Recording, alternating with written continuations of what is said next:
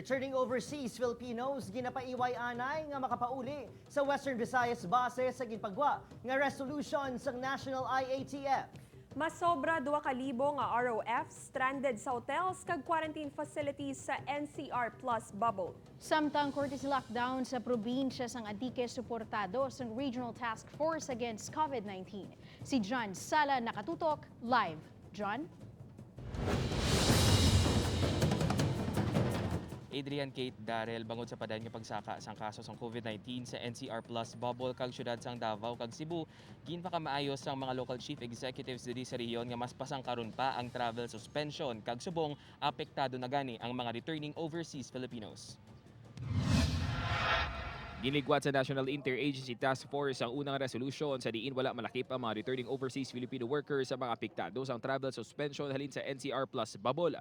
Sa ginpagwa kahapon nga man do nalakip na ang mga ROF sa mga Indi Anay Makapauli sa Western Visayas tungod sa kangawa sa padayon nga nagkataas nga kaso sang COVID-19 sa Metro Manila, Bulacan, Cavite, Laguna kag Rizal kag mga syudad sang Davao kag Cebu.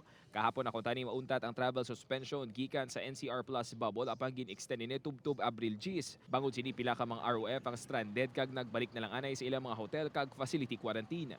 Actually, daily may ara kitang arrival of 250 to 300 OFWs both sa sites sang Negros, Bacolod, kag Iloilo. And with the 1 week na moratorium or 7 days na moratorium natin sa ila, may ara kita subong stranded or can we say nga nagapabilin sa aton nga mga hotel quarantine facilities dito sa Manila around 1,750 to 2,100 ka mga OFW. Suportado ba sa Regional Task Force Against COVID-19 ang pagpatuman sa courtesy lockdown sa probinsya sang Antique agud matap na ang paglaptas sang virus sa probinsya. Na contain natin ang cases in a certain community. So they were guided pandira. Kahapon 0 cases ang probinsya sang Antique, gani pasalig ni Governor Rodora Cadiao kun padayon pa ang pagnubo sang kaso sa probinsya posibleng ipauntat na ang pagpatuman sang courtesy lockdown. I can even shorten that no kapag nagnaog ang atin nga cases digya no. Kahit panawagan sang Antique Provincial Government nga gamiton kuntani sa mga Antikenyo ang tion sang courtesy lockdown agud mas mangin mahinalungon kag mangin responsable agud di na madugangan pang kaso sa probinsya. Kate?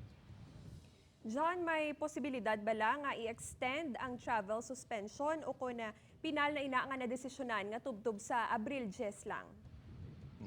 Kate, suno sa Regional Task Force Against COVID-19 as of now, April 10 palandangat ang travel suspension apang kun aton makita padayon sa gihapon nga nagasaka ang kaso sa mga nasambit nga lugar nga apektado sa ang ini nga suspension gani hindi kuno imposible nga posible nga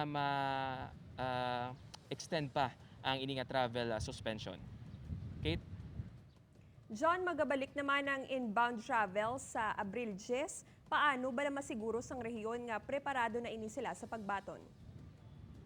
Kate, sa April 9 magasapol ang Regional Interagency Task Force kag ang Regional Task Force Against COVID-19 agud istoryahan ang preparasyon sang rehiyon sa gina-expect nga surge sang passengers nga na-stranded sa NCR Plus bubble kag sa syudad sang Davao kag syudad sang Cebu.